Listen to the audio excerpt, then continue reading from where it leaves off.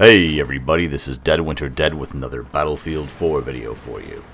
Today is episode 3 of Do This, Don't Do This.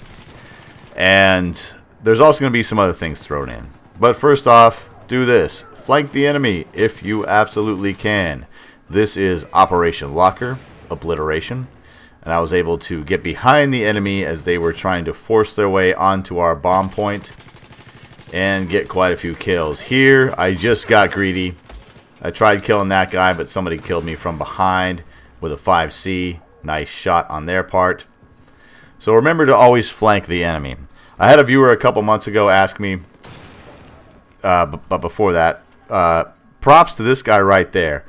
That claymore spot, that hiding spot was absolutely excellent. You know I always preach about hiding claymores in weird positions. That spot was excellent.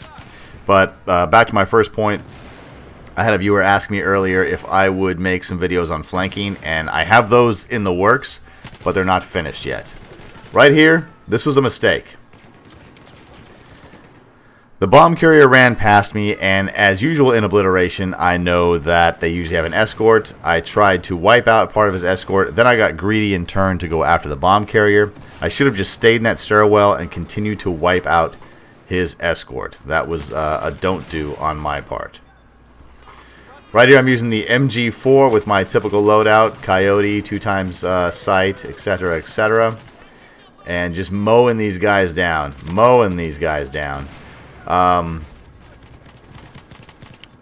But remember that sometimes, even though you're using the MG4 or the M249, which I believe their rate of fire per minute is 800 rounds. Remember that you still can get outshot by a lot of assault rifles. So just bear that in mind. And remember to tap fire. Throughout this video, you're seeing me go full auto a little bit.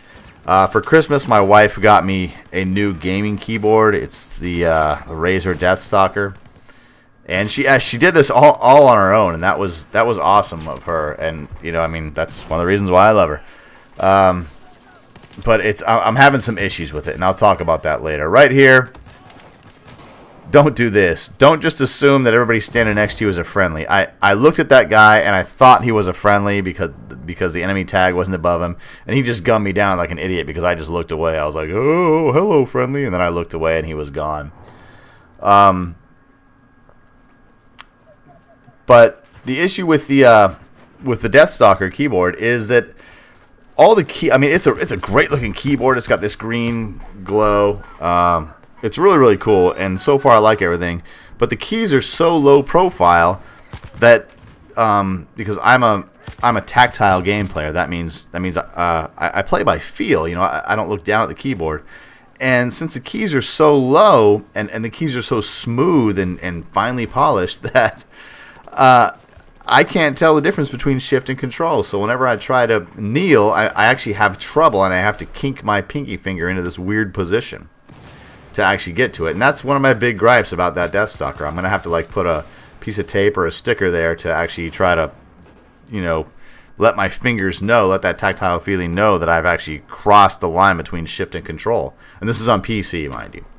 But back to the gameplay. Do this. As you can see, we were up top, and I knew that there were enemies on the bottom, so I outflanked them. I used the rear stairs, circled around them, and even though my shooting was terrible, again, this has to do with you know, a new keyboard and a new mouse that I got for Christmas. So I'm, you know, just bear with me. My aim and movements are just going to be horrible until I get acclimated to this new equipment.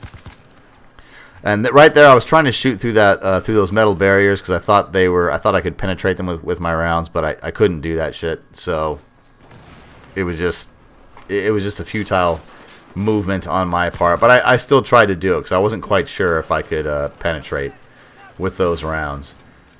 And as you can see here, I'm kind of continuing my flank. They're really not expecting me. One thing that is playing to my advantage here is the fact that I'm using the suppressor on this MG4. So, excuse me, the PKP. I'm sorry, this is a different gameplay. This is Conquest Large Op Locker, whereas the previous gameplay was Op Locker Obliteration. Right here, I should have peeked this last corner, but as you can see, I get greedy and I move out into the area and get gunned down. Here's my other don't do.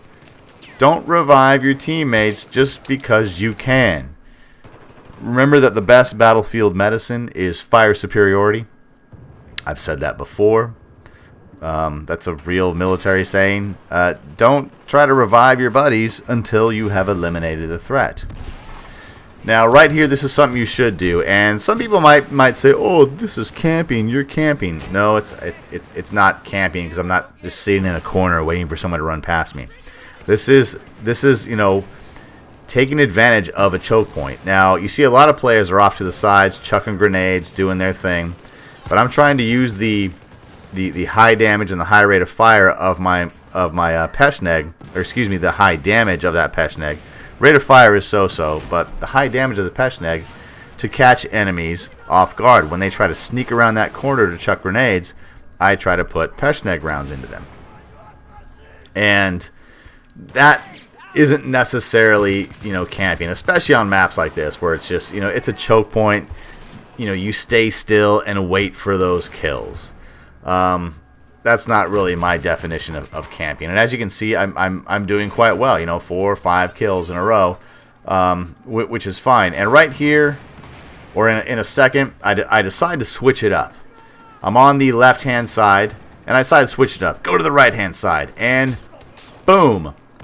Get shot with an SKS. You've got a recon who's laying prone on his belly like a sneaky little snake and just taking those peek shots.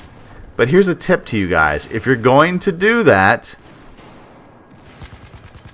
make sure you relocate. Look at that. And this was, even though that clip seemed kind of seamless, this was a few minutes in between, because I had to make my way all the way back down the snow lane and down the tower, jump out of the window. Don't just lay there in the same spot, because I purposely went after that guy because I knew that he was going to be laying prone with his little SKS taking headshots at people. Right here, this is LMG versus LMG. I'm using the Peshmerga. I do a quick reload because I know there are bad guys around the corner. Then I peek to get my kill streak. Denied. Cut down by an MG4. MG4 has a higher rate of fire, and if you can use it correctly, people can just destroy you all day long with an MG4. You've seen some of my MG4 gameplay. And that's the way it is. So I just got outgunned there. The Peshmerga just cannot stand toe-to-toe like that against an MG4, especially somebody who can get all their rounds on target. So, anyway, guys, one last thing I wanted to say, and I might make an entire video about this. Excuse me, I've got kind of a cold. It was a little cold where I live, and I failed to get firewood, so there was no heat. We had regular heat, but there was no heat through the fireplace like I would expect during Christmas, because we all of our firewood was either not purchased yet or wet from the rain. But one thing I encourage you guys to do is challenge yourself. You guys have seen, I use the LMGs, and I use some weapons that aren't your prototypical weapons. If you like the M416 or the Ace-23 or the AEK, that's great. But those weapons are pretty much, hands down, I would say, the best weapons in the game and the easiest to get acclimated to. And if you want to run those all the time and have that be your best weapon, that's fine. But branch out, challenge yourself. Try to make the game more interesting instead of just smoking people with your assault rifles. Anyway, guys, my name's Dead Winter Dead. I'm back. I hope you had a Merry Christmas, and thanks for watching.